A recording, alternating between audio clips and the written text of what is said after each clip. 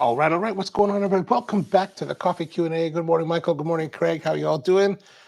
Our daily live stream here at 10 a.m. Eastern, where we talk about coffee and other tomfoolery that may happen along the day. So what's going on? Today's coffee we're going to be reviewing or having a taste of is the Ethiopia Dukamo Rumudamo. And this is a coffee, let me put it this way. This is a coffee that I picked up during my trip last week to Salt Lake City from Caffe, and it is one of John Piquet's nice coffees. Keone, aloha to you, man. Oh, still hot in Thailand. Yeah, it's definitely getting to that time of year, man. Or actually, it is the middle of summertime, right? So this is the Ethiopia Dukamo Rumudamo, and they come in 312-gram bags, which is an interesting thing. Good morning, Mom. How are you doing? So we've got a little bit of information here on the bag. It says a small lot wash coffee of high altitude heirloom varietals, #1 Cup of Excellence in 2020. In the cup, it's lily, white grape, jasmine, honey, apple, pear, pink gum, and lemon lime. And then for optimal flavors, John recommends water with a TDS of 95. Oh, sorry. And recommends a TDS of 95 to 150 ppm. Oh, 104 degrees here today, but not as, oh man, that I don't miss. Summer times in Southeast Asia, I do not miss. I don't. So this coffee, I didn't try this when I was there. I tried other coffees. What did I have? I had this Columbia Circassia Edwin Norena triple anaerobic and Galaxy Hop co-fermented pink bourbon. And then I had another one. I think I had the Columbia. It was on their other menu. Anyway. Oh, no. Maybe I had the Inza Rio Paez, white honey, peach, apricot, and powdered cinnamon. The interesting thing is that when I had the Americano, I was reading the description, and it's very unusual, in my experience, to have coffee that reflects, that my experience drinking the coffee reflects the stated experience that I'm going to have. And this is true whether I was judging competitions or visiting coffee shops. You'll have a lot of notes that are close, that are approximated. But to be on the money, man, that Americano was like, it was so clearly apparent what was written on the page was what was on my palate that I was really surprised. But that's a side note. And Craig says, Keone, it's snowing here. So we've got snow and blazing heat and high humidity. Actually, it's the humidity that I always found difficult in Southeast Asia. It's like, oh man, you just sit around and you're just sweating and just want to sit in front of the air conditioner and just hope it goes by quickly. But anyway, so what is this coffee? This coffee, let's pull it out here. At least it's only for a couple of days. Here's our monkey pod.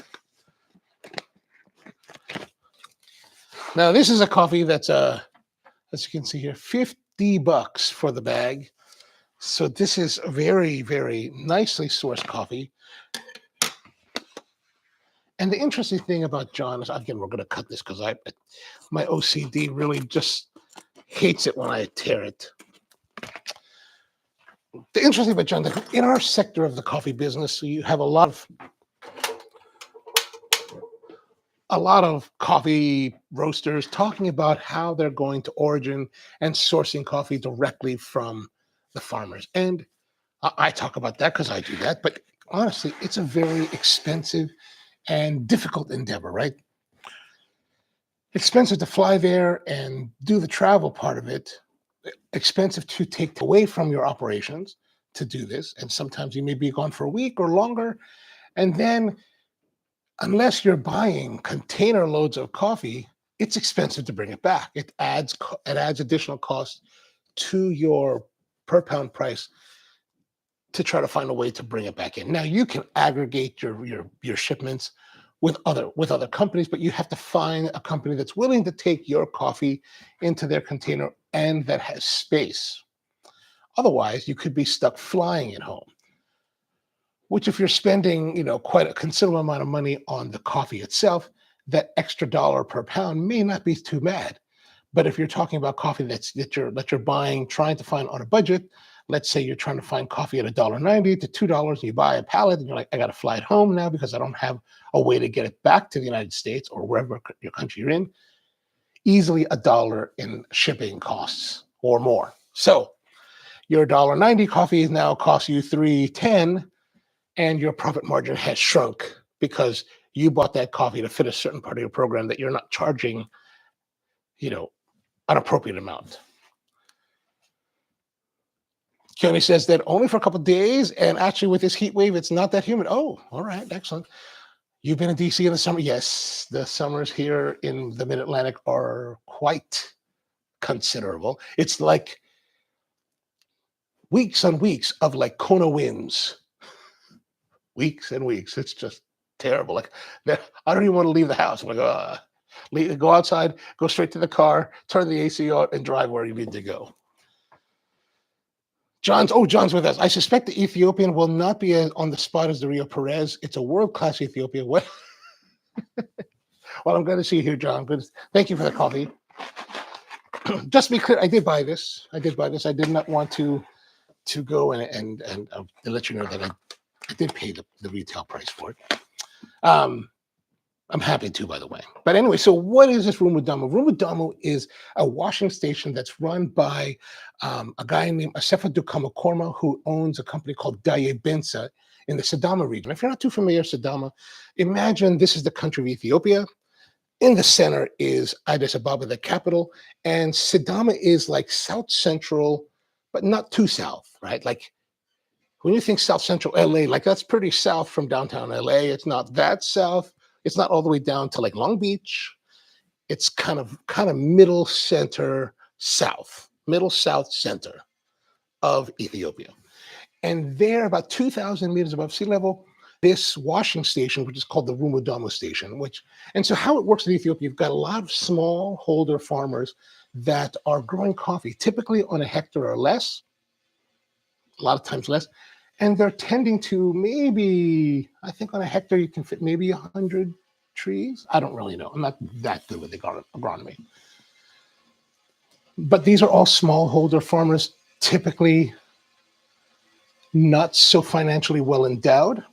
And they grow on their land coffee as well as vegetables, and maybe keep some animals for their sustenance. And they grow the coffee, they harvest it by hand, and they bring it to the washing station, and they sell the cherries to the washing station, and then the washing station will then process it. Now, in this part of the country, well, throughout Ethiopia, there are many. So basically, the legend and theory goes that coffee started in Ethiopia. Kaldi, the goat herder, was out tending to his goats, sees his goats frolicking around. I guess in some of the legends, they're dancing, playing pipes. I don't know what they're doing, but they're getting all kind of frolicky. And Kaldi's like, what's going on with these guys? And he's watching, and he notices that they're eating this red berry and getting frolicky. So somehow this goat herder, seeing these goats eating a berry off a tree and getting jiggy with it, somehow has led to him thinking, I need to eat that. It's got like many things in the world. When I think about it today, it's like you had to be pretty desperate to try these things, right? Like think of a crab or an uni in the ocean, right? It's all like the uni, spiny, very forbidding looking. And here's some dude walking around. He's like, I'm going to put that in my mouth. I don't know how these things happen, but certainly we're very glad they happen. But woe to the guy that was like, hey, that fugu looks pretty tasty. Let me grab it and eat it. And then he died. So that's not exactly what I don't know. I imagine in modern times, like, we're scared to go to the woods and forage mushrooms. Like that dude who did that the other day, he was foraging mushrooms. I don't know if you saw this on the news. There's some dude that was out there, older guy, probably our age, foraging for mushrooms. He found some trumpet mushrooms or whatever that was supposedly edible, ate them, died. It's terrible. It's terrible. All right, let's have a look at the coffee. I'm babbling on again. Uh-oh. Looks like I didn't. Oh, there we go.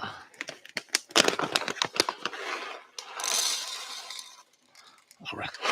There we are. Little tiny beans here. So in this part of the country, these are heirloom varietals. And what that means is that they are coffee. Like I said, coffee started in Ethiopia. And let's say it started with the Arabica. And through the centuries, that Arabica has mutated and created new varietals depending on whatever causes mutation in nature, right? So in the world of coffee today, Arabica coffee, we have different varietals. We have like Bourbon, we have Tipica, we have Catuai, Catura, we have Castillo. There's a new one called Paranema. There's a whole bunch of them. There's SL28s. These are the SLs are also developed in the lab. But in Ethiopia, it's just wild. They're wildly growing because you know what? People there are poor. They don't really have the means to go and and go spend money and buying like cultivated seed to make their coffee. So they're using what they have, and a lot of times there's very serendipitous things that can happen, like the project that we're working on in the Philippines for the last 10 years with a variety that we call the Kalasan Sweet. Again, heirloom varietal mutations that are happening in the southern Philippines over the generations. The beans, instead of being kind of roundish, they're now elongated, but sweet, beautiful coffees. And when you cultivate it well and process it well, oh, wow, Mamma mia, it's very good. Now, in this part of there's a whole project going on that they're trying to catalog a lot of these varietals. And, if you've got hundreds of thousands of mutations going on, it becomes very difficult to do all that and costly. So it's a very slow process. But what they've identified in this coffee, in this part of the country that are going to Sidama in the Arbogona district, and it's called the Arbogona Wareda. And Wareda is the term for province or state or whatever you want to call it. That is the way that they broke down the regional jurisdiction. These are what's known as mostly 74112 heirlooms. And as you can see, they're relatively small. And John has nicely roasted them to a lighter roast. It looks fairly accurate on the camera, on my monitor, to the color here. Maybe just slightly lighter in person.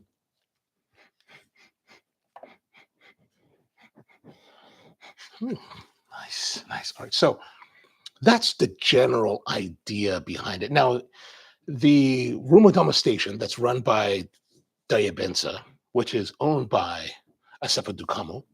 And this is why it's called Dukamo, because Ethiopia Dukamo is managing the station for I'm sorry, not he doesn't own but he is running the station, Dukamo, and that's why it's called Dukamo Rumudamo, right? Rumudamo is the station. They sell the cherries, the station processes it, and it pretty much goes like that, right? Okay, so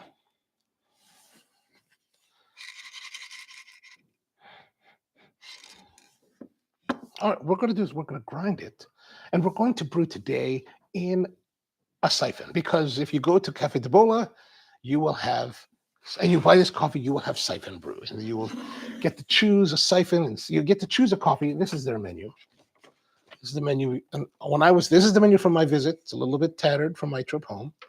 There is a Columbia Circassia Pink Bourbon. There is a Columbia Geisha Wash from Bimar Lasso. There is here's the Dukamo Rumudamo.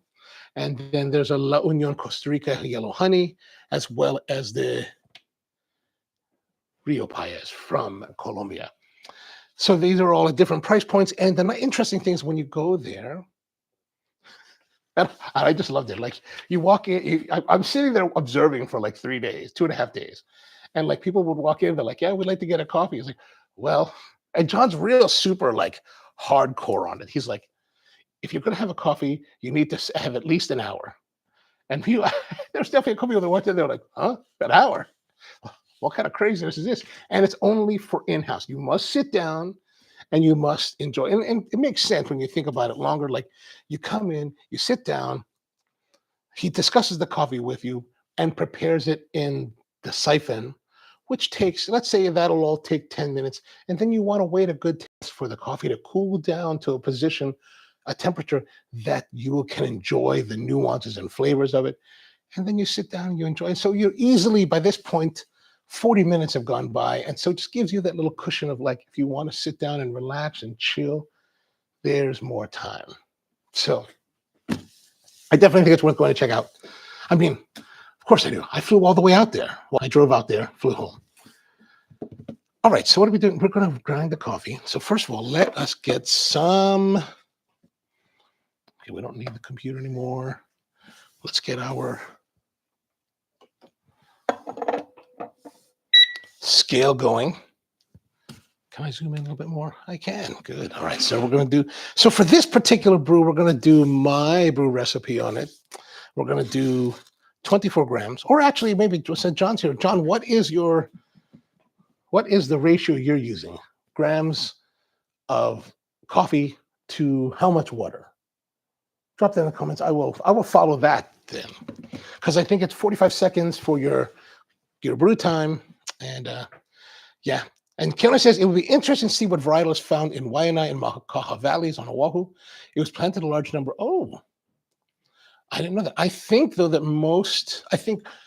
if I'm going to go off on a limb now, in Waianae and Makaha, I would imagine that they probably used the same varietal of coffee that was being cultivated in Kona. And a lot of that was brought in from Guatemala, which is their typical varietal. So chances are, if those plants are still there growing coffee, they're probably originally Typica, but maybe over the years, I didn't even know there was coffee on Oahu, other than the ones that are in the old sugar lands. That would be interesting to find out. That would be interesting.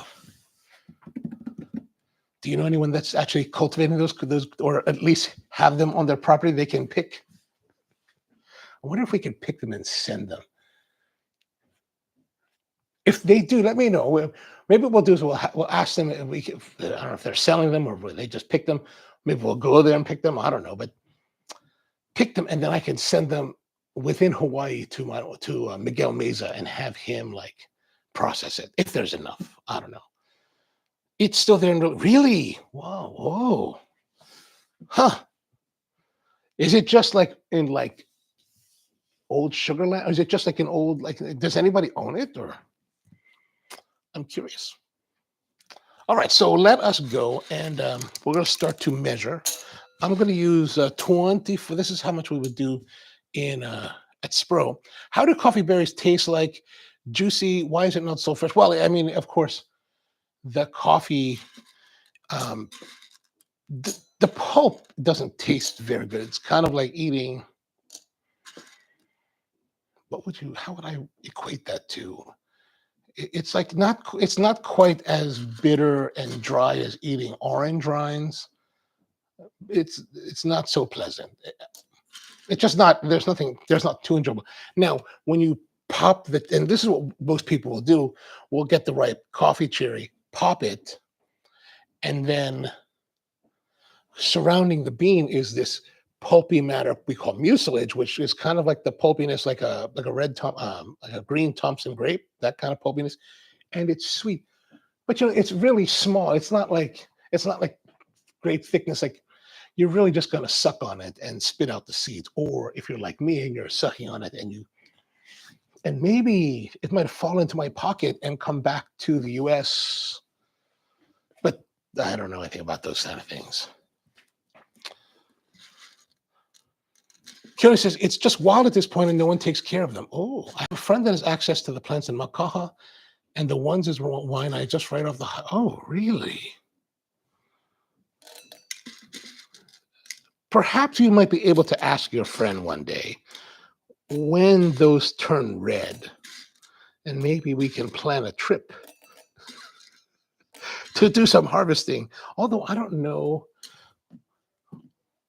the technicality with the Hawaii Department of Ag bringing agricultural products island to island within the state. Like, could I pick them fly them to Hilo, and process them there. I don't know. I don't know. At least the best thing about now in Hawaii is that with Southwest coming to the islands, the inter island fares are relatively uh, sane again, because $300 to fly island to island is a bit much. All right, so we got 24 grams. And Michael likes the idea of a coffee hiking trip, which I don't necessarily like. All right, let's put these back in here. And although I did do a little hiking when I was in Utah, we went to St. George, and my friend Jeff, he's like, let's go hike this thing. I was like, oh, really? Do we want to do that? Do we want to do that? I don't know. All right, so when we make coffee with the Syphon, we tend to go a bit more finer. So I'm going to adjust the fineness a little bit considerable here to get more extraction, because we're doing it under pressure, which is a little bit helpful, but also we're doing it at a short period of time. Make sure there's no residual stuff to spoil the palate.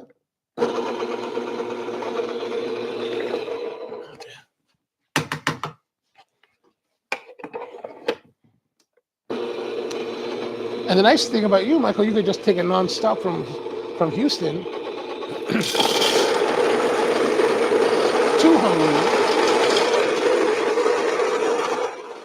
Yeah, let's see.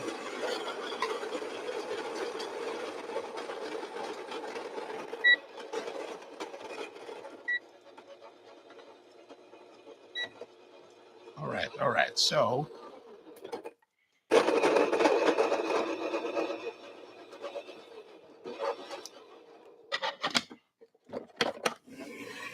here is our coffee. We're ready to go. Now we're going to go through a few things with the Syphon. In case you want to try this at home, I'll pull up my setup here for you to see. This is the setup we were using at Spro for many years. This is, I'm running out of cable from the, so here is the brewer. I'll turn it this way. Okay, this is the brewer. We've got the heat source. And so you can use any heat source. When you buy the Syphon, they typically come with a white gas type of like wick burner. Those are perfectly fine. You can also buy these butane burners.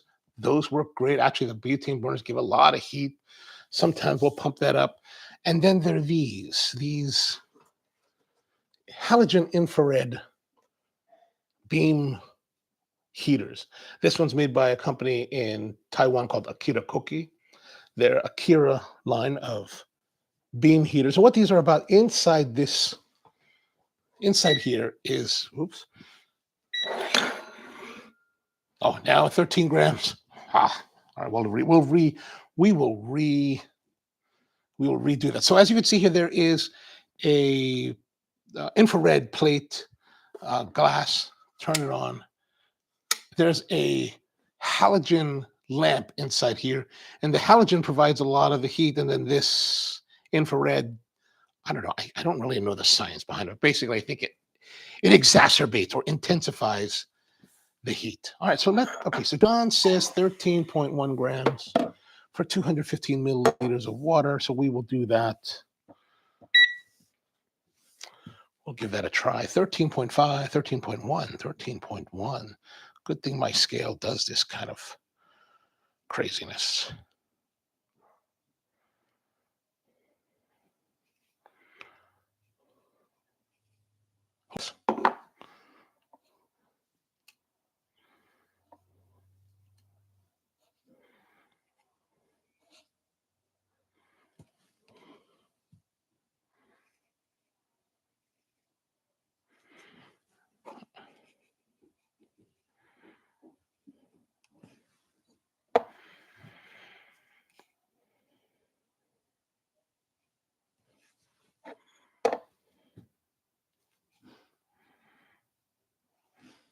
All right, a little bit more than we might need, but there it is, 13.2. We're going to go with that. Dan pulled out the fancy stuff. Never been, but more reason now to vacation. Yeah, you should definitely go to Honolulu. It's a wonderful, wonderful. Actually, people always ask me like, where should I go? And I'm like, Oahu. Like to me, what I like about Oahu is that it's got a great balance of everything you might want. Like, yes, it's city, yes, it's busy. You've got all the attractions, and then if you want the seclusion, there are places to go where you can pretty much be alone, especially on the weekday. Like if you go to the windward side and you go up to like um, Kahaluu and north, man, there are miles of beaches. Haula, Punaluu, they're all like pretty much empty during the week. So you're like, ah, this is not bad. This is not bad. All right, so we've got our coffee now, and we're going to brew our stuff. So we've got our bean heater, and as you can see here on the heater, there is a rotating knob that gives you intensity, so you can go low to high. This is all high. This is off, and yeah, that's what you're going to do. 40 seconds after brew time. So we're pretty close in that respect. We do I think we do 35 seconds. So 40 seconds, got that.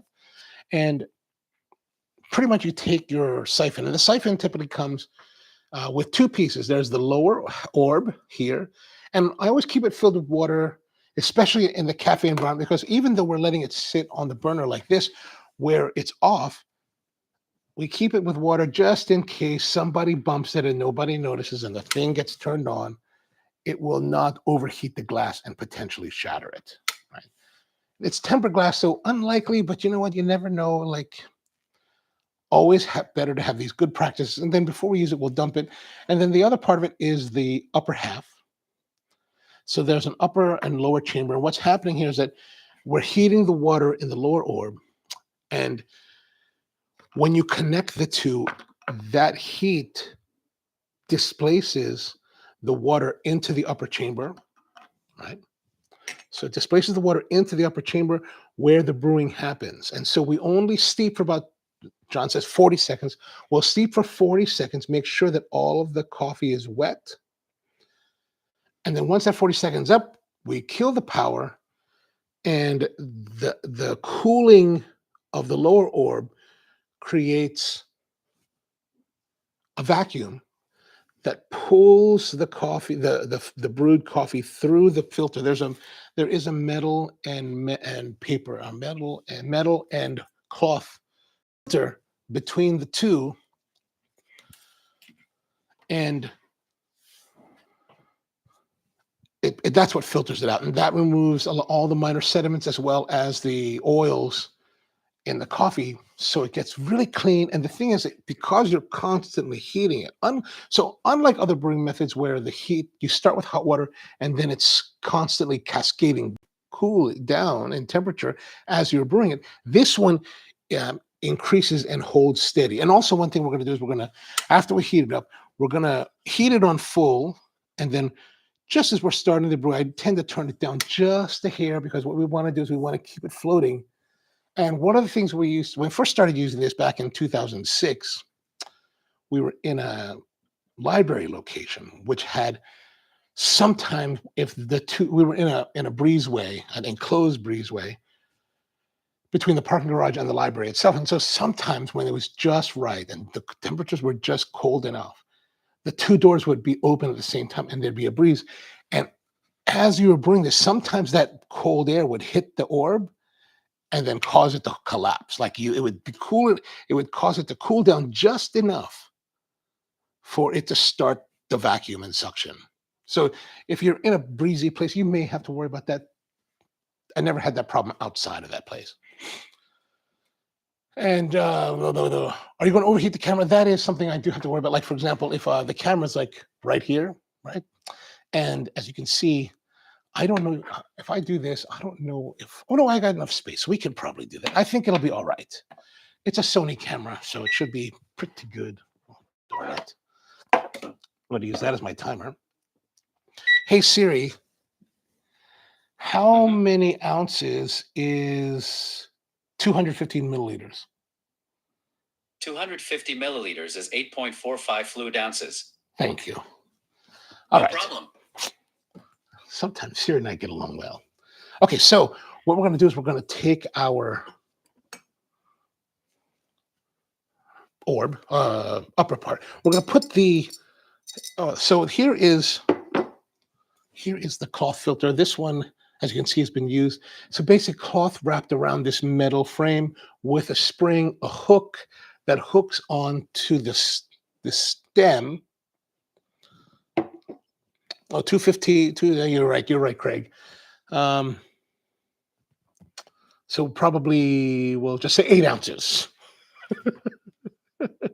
And that has this chain. This chain is actually super important because here's the thing, like if you just put this on here and you turn it on and it's heating, the water will be heating. And I don't know the physics of this, but like I found this out just through, practical use and errors. If you have this heating, eventually it will get superheated and it will glurg. It'll just bonk and like it'll just shoot out of the top, causing a mess, potentially scalding you if you're too close. Something about this piece of chain, and it's designed to be this way. It sits on the bottom of the orb, right? That just that touching causes the bubbling of boiling to happen. Now, and that's only really with the beam heater. I think when we're using the butane burners, because I think the flame is actually touching the glass, it causes whatever cavitation or whatever. But with the beam heater, if you don't do that, it will fumble and like a volcano. Thank you, Craig. 7.27 fluid ounces, which is just under 2 cups. And I'm asking this because on our orb, right, the orb here has markings, 2, 3 cups. So we normally use, for my recipe, we'll normally use the 3 marking, but for this, we will only use 2 marking. Thank you for doing that calculation. All right, so, oops, I should show you how to do that. So in here, we just need to drop this and make sure that the stem and all that falls in the hole as thus, and then we're going to simply pull down with the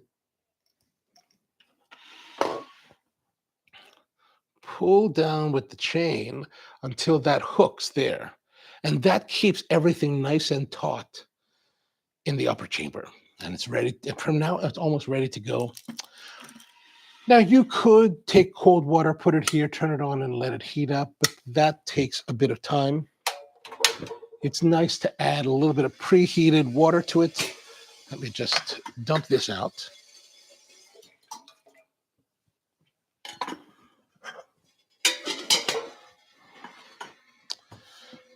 So I was working on a video last night, about, I think it's coming out on Friday. It's about this vacuum cold brewer that uses this kind of theory to cold brew in 15 minutes.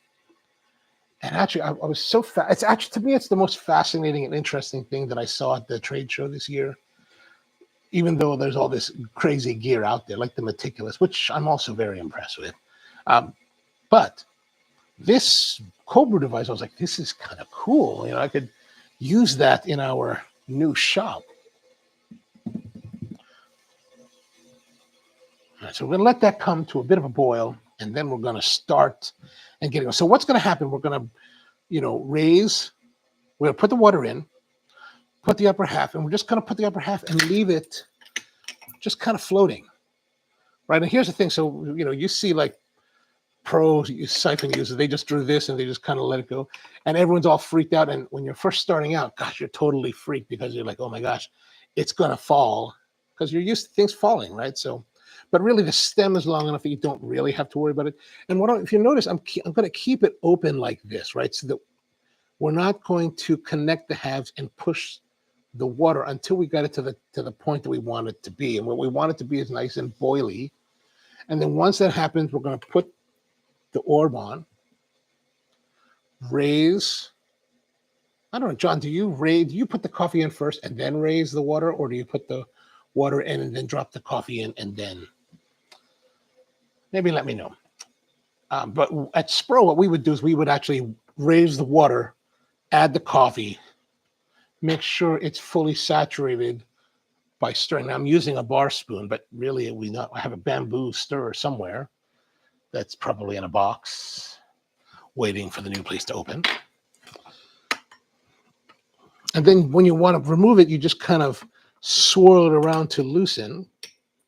And what we're going to do is we're going to heat it up. And then once we add the coffee, we're going to let it steep for 40 seconds. So 13.1 grams, 215 milliliters for 40 seconds. And then once the 40 seconds is up, we're going to kill the power and let the stuff fall. Now, if you watch some of these coffee siphon people, you'll notice that you'll see them do things like maybe use a cloth to help cool the lower orb so that it falls faster. That's because it's really quite hot. So I'm going to put it in just below the 2 mark, which should give us our 7.27 fluid ounces. Now we're going to turn it on. All right, so there you can see we're at full power. I'm just going to put this stem here. Really, it's the stem I put in just to keep it out of the way.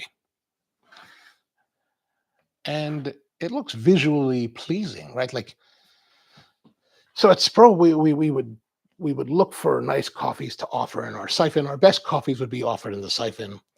And, partially, well, of course, it would be our most expensive coffees that were offered in the siphon, mainly because we wanted people to have a nice presentation. Like this is, like you watch this, you're like, oh, this is fascinating. But also the nice thing about what I like about the siphon is that it offers very clean coffee, right? It's very clean. The filtration keeps the clarity of the coffee strong without any muddling. Like if you think about like French press has a little bit of muddling to it, right? Because of all the stuff added. So as you can see, we're here. Look at that viewpoint. Very like cinematic, isn't it? So what we're going to do is we're going to add, well, once it starts to boil, we're waiting for it to boil. And you might be able to see a little bit of boiling. It's just starting. But even though I had this water boiling before I put it in here, there's still enough thermal mass that's cooler than the boiling water to bring the temperature down. And of course, the halogen beam heater doesn't heat as fast as, let's say, you put a butane flame on it. If you put butane or even the white gas wick style burner that comes with it, I think they raise the temperature faster. I just don't necessarily want to have open flame happening in a shop environment. That could lead to disaster. All right, so we're waiting. Let's get our timer ready. Uh-oh. Who's messaging me?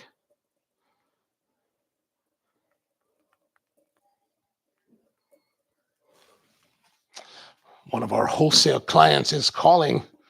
We need more coffee. You got it, baby. You got it. It's on. Okay, so we're getting some boiling now. Can you see that here?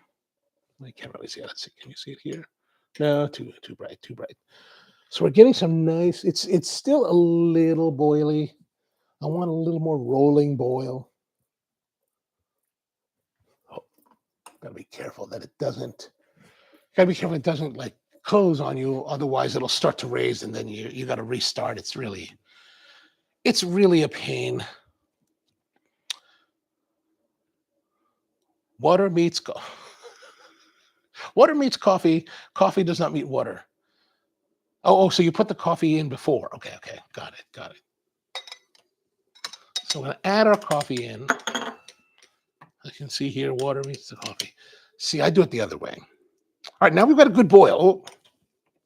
So now we've got a good boil. See the boil? It's got good boil. Now we're going to put them together. And now the water is going to rise up into.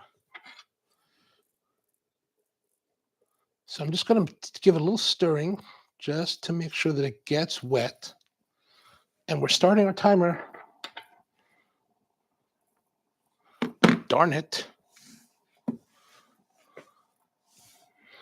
All right, so we're it's fully up now, right? So I'm going to turn down the heat just a little bit to hold it in position.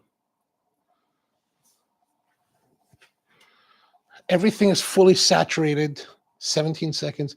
This is the part where, like, when we're doing this in a cafe environment, really have to be very meticulous because this time is critical. So 40 seconds. We're going to go to 40 seconds, and then we're going to stop. So typically, whenever we're brewing in the cafe, there's no communication with anyone at this moment. Okay, 40 seconds. Okay, done. And then we're going to stir. This is where your masters and your charlatans. And I didn't get enough. So when I say master and charlatan, we see here the puck left over is kind of flat. What you want is a nice dome. If you go to Caffe de Bola, you'll find that John has beautiful domes. I technically haven't really done this in 3 years. So my dome is very poor. Plus, I'm going to tell you that because it's a lot higher than my bar, I have to do this and it's very difficult. So my technique is compromised, but really I'm just making excuses. All right, there we are. Let's take this out. We've got our little stem stand. Put that in here. And as you can see, yeah, it could be better, could be finer. Probably should be finer. But that's essentially how you brew with the siphon. Now, one of the things to keep in mind, if you're going to brew with the siphon, you have created a drink that's very hot. Like, this is super hot. Like, this is as hot as it can possibly be. And it's very easy for you to scald your palate when using it. So we always tell our guests to, especially at Brew, because we're pretty hardcore, but we weren't as hardcore as John. Like, I always, I wasn't willing to tell people you must stay and like sit here for an hour. And if you want to take it, we'll put it in a paper cup and you can take it with you. Okay, here, glass. We need a glass. We're going to use our normal tasting glass.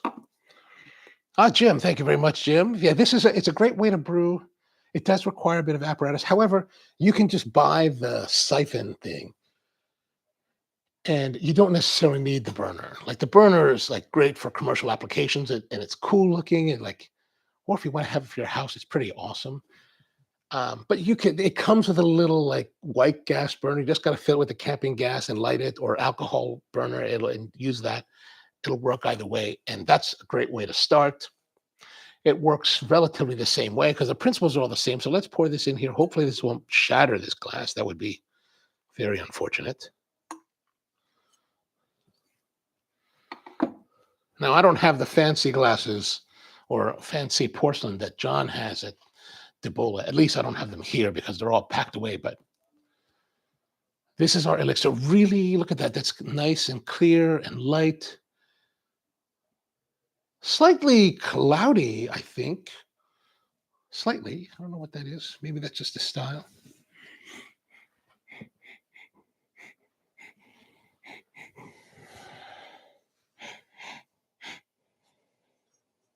Oh, it is super hot. So really, like John says, anyway, we would do this at Spro's. Tell you need to chill. Don't drink right away because it's really hot. It's super hot. Like, this is as hot as you're going to have coffee anywhere. Dan says, always want. Oh, Dan, how you doing, man? Good to see you. Always wanted one of those brewers. Looks awesome, but I always imagine it's a pain to clean. It does take a little bit of pain to clean, but here's the basic way to do it. So we're going to basically, you'll take this, right, and you'll pull the chain down, loosen it, and then essentially shake it out. And you've shaken most everything out of it, right? Like, here's pretty much now. And then from here, you just basically take the filter. The filter does have some crustiness on it. What I do is basically just kind of rub off the excess into the trash can, and then I'll go over to the sink.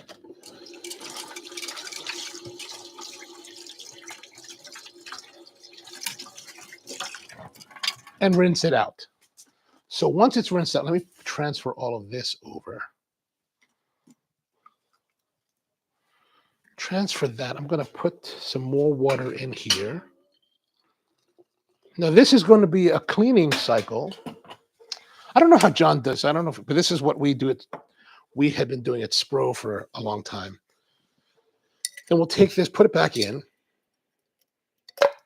because the filter is pretty heavily encrusted with a lot of the minor sediments. So we want to get a lot of that out.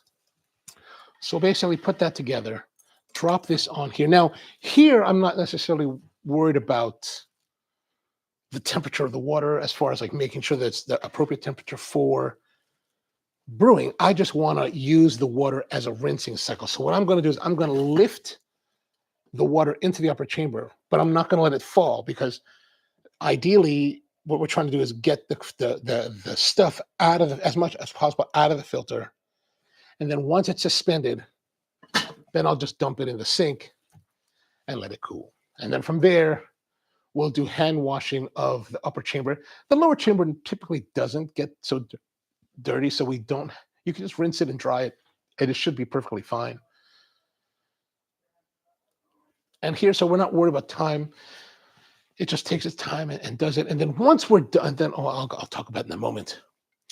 Keone says, I had an old glass Silex siphon maker. It was larger than the one you have, and a glass filter rod as well as a cloth one. Yeah, those I have played with those, and a friend of mine years ago gave me a bunch of the filter rods. Those were pretty cool. All right, so now we're getting, as you can see, maybe so you can see there's a little bit of pulsing that's happening. So I'll let that happen a little bit. That pulsing comes from, the bubbling. And then now we're just going to dump it straight. So we dump out the water, remove the upper chamber. Now it's not perfectly clean yet, right? So, ouch. And then basically drop that on there, put this aside, and then I'll wash this by hand later, let it dry. So it definitely is a bit more involved, a little more complex for cleaning. As you can see here, it hasn't rendered it perfect, but what we'll do now is, the thing about cloth filters that is a bit of a PETA is that ideally you don't want them to dry out. You want to keep them wet. And so typically we'll put this in a little Tupperware type of container filled with clean water and let it soak in the refrigerator overnight until we need to use it again. They say that when you let it dry out, it can give you a little bit of acidic tendency, flavors. In this particular one, as you can see, it's fairly worn. So I'm probably just going to dump it now because it's gotten fairly worn. Now, another thing you can do that I like, that I'll do, and probably will encourage the ire of many of my coffee peers, is I will take this and Caffeiza it.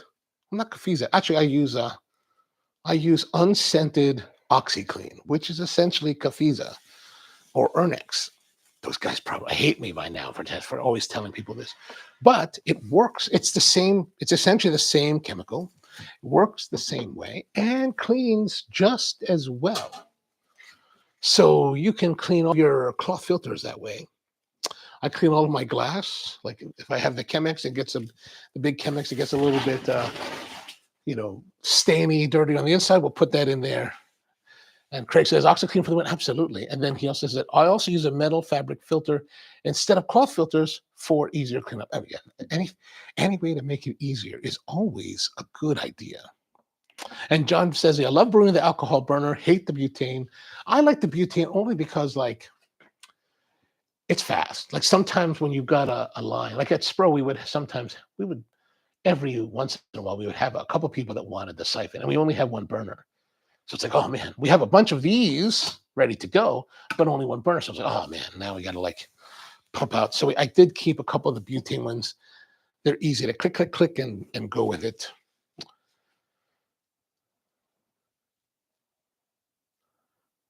There we go. Baldhead says, Craig says the ball bearings that are sold to clean wine bottles work well. Oh, that's a good idea. Great idea. All right, so let's try now. We've had a few minutes for it to chill. Here's our elixir, nice and cool down to a temperature that is very approachable and easier to brew with. Let's see here. We're looking for lily, white grape, jasmine, honey, apple, pear, pink gum, and lemon lime. Will my inferior style of brewing deliver any of those things? There's a aroma that could be construed as pink gum.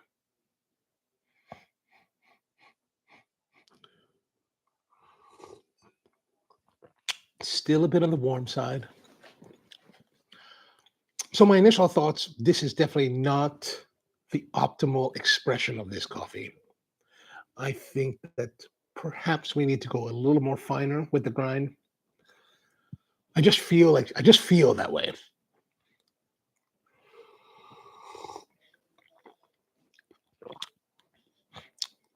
I can see some grapiness. I can see a little bit of like what I would think is like a custard.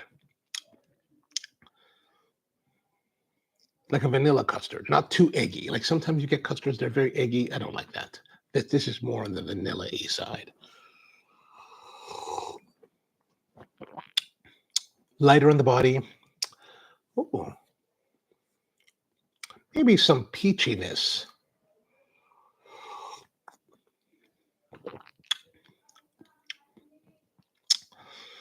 I was having a discussion just the other day. Who was I having this with? We were talking about coffee and who coffee is for. And the funny thing was that, we're talking about like, do people even like what we're doing? Like, do people even like the coffees that we serve? And I was talking with Stephen Lee, one of my friends. He's a roaster. He was like, I think a lot of us roast coffee for other roasters. I was like, oh, that's so true. But I was watching a video. I was rewatching one of my videos last night, the one from Sano, a place in Tochigi Prefecture, a place called Kahian Coffee.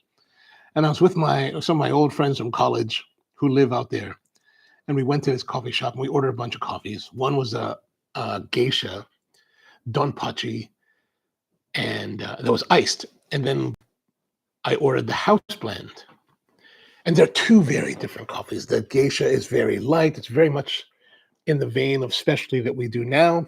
And the kahian was very much the old school of kisaten, like dark, heavier roasting, a little more forte, right? So my friend, she ordered the geisha, ordered the kahian. She hated, like you'd see in her face when you watch the video, you see in her face, she hates that coffee. She's like, this tastes sour.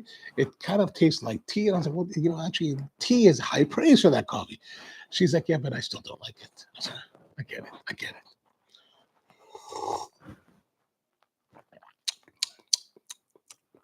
John says, it should be much finer than drip, slightly coarser than this. Yeah, I thought that this would be at the right setting, but it definitely needs to be finer. Looking at the grinds after the brew, definitely it needs to be finer. Michael says, nice, thanks for the tip. Now I'm going to use, you definitely use it this weekend. It's good. It's a nice brewer to use. And if you have the time, like if you're rushing to go to work and you need to go, this is not the way to brew. You want to have some time. You want to take your time with it. Just take your time with it. Sit down, relax, sit outside if the weather's nice, or at least look out the window. Have a cigar. I don't know. Whatever you do in the morning, have some cheesecake with it. A little more candiness now that it's cooling more. So candy, I can see a little bit of the honey. A little more of those seeded fruits like the apple, pear kind of. It's a general eskiness, not a direct like this is, well, maybe like more like Korean pear now that I'm thinking about it.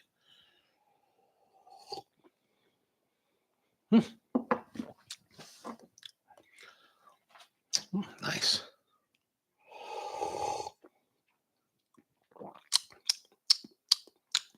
All right. Well, oh gosh, we're almost an hour now. Sorry for all the babbling. All right, so that's pretty much it for you today. This was the Ethiopia Dukamo Rumudamo from Dayebensa in Sidama, Ethiopia.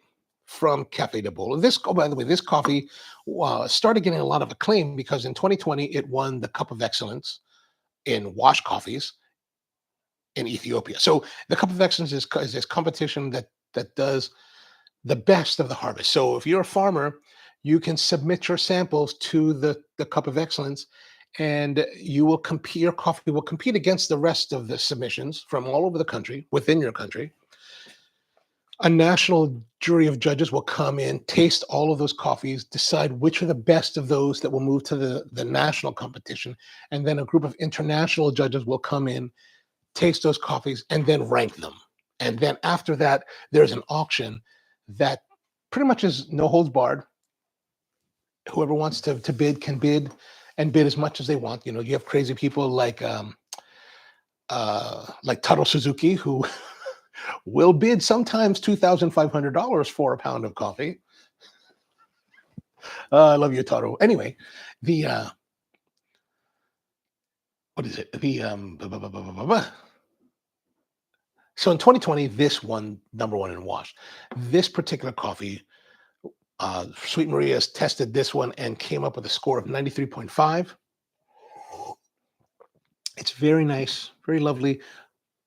I can't say that I gave it the optimum brew, but I've got a whole bag to play with. So I've got there's 312 grams in here. I've got another 300 grams to go. So there's a lot of brewing that can happen. We can play with it a little bit more.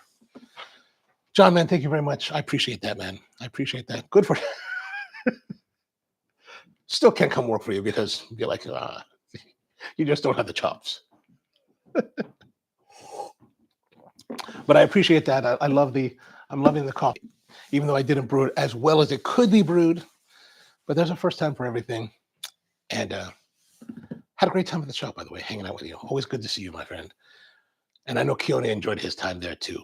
All right, so that's pretty much it for today. Oh, so yeah, 93.5. Was that everything I want to tell you? Cup of Excellence 2020. And yeah, it's very popular now and very much in demand. Very hard to get. So if you're interested, I think I put the link in the description below for John's website. You can order it or give him a call. Be like, hey, can you send me some coffee? I'm sure he'll be happy to do it. All right, so that's pretty much for today. Back again tomorrow with another coffee Q&A at 10 a.m. Eastern. Thank you very much for tuning in. Michael, always good to see you. Mom, Keone, Craig, Dan, good to see you after a while. It's been a while. And Jim, for those of you guys who are just joining us, thank you for tuning in. Welcome to the show. We're here every weekday morning, 10 a.m. Eastern, talking about coffee in some capacity or other, in some level of foolishness. All right, so hope you have a wonderful day and see you next time.